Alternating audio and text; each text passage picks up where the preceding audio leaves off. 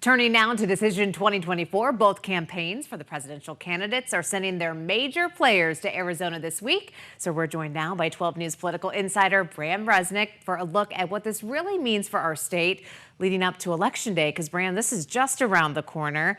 Do you think these visits really have the potential to shake anything up? Well, don't forget, battleground state, battleground county here in Maricopa County. Whoever wins Arizona has to win Maricopa County. That's why you're seeing the focus.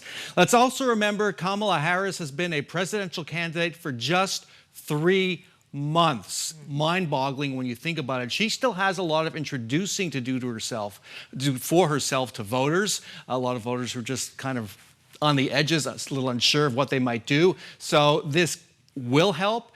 You can see right now she is using what I would call an all-of-the-above strategy.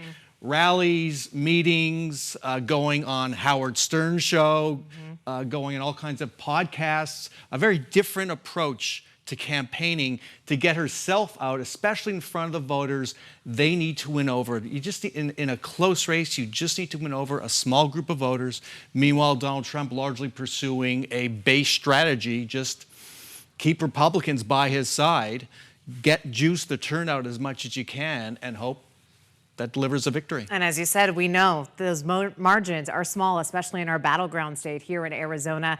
And let's really talk about the independent vote, because we know this could make a big difference.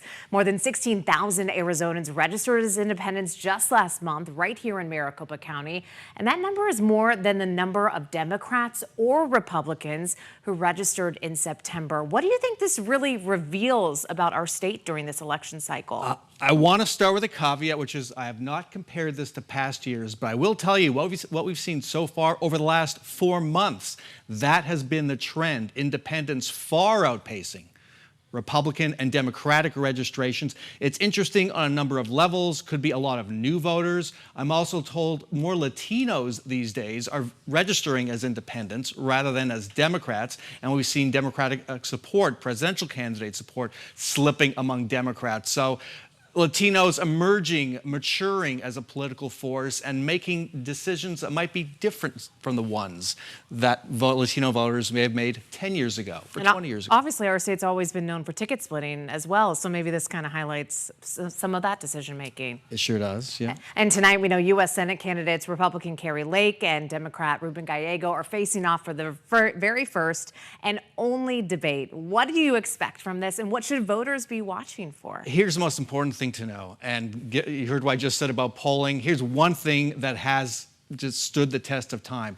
Kari Lake consistently underperforms Donald Trump in polling in Arizona by 5, 8, even 10 points. That is a shocking number for somebody who's run already and lost in 2022 for governor. That is a huge hurdle for her. Tonight we can expect her. I think we've seen her. She has a bullying style as a debater. I think we'll see that. Ruben Gallego, a Marine veteran of Iraq, I don't think will stand for it. I think we can expect him to rely more on policy points that Lake has not demonstrated she's comfortable with. But you can see Lake, she will swing for the fences.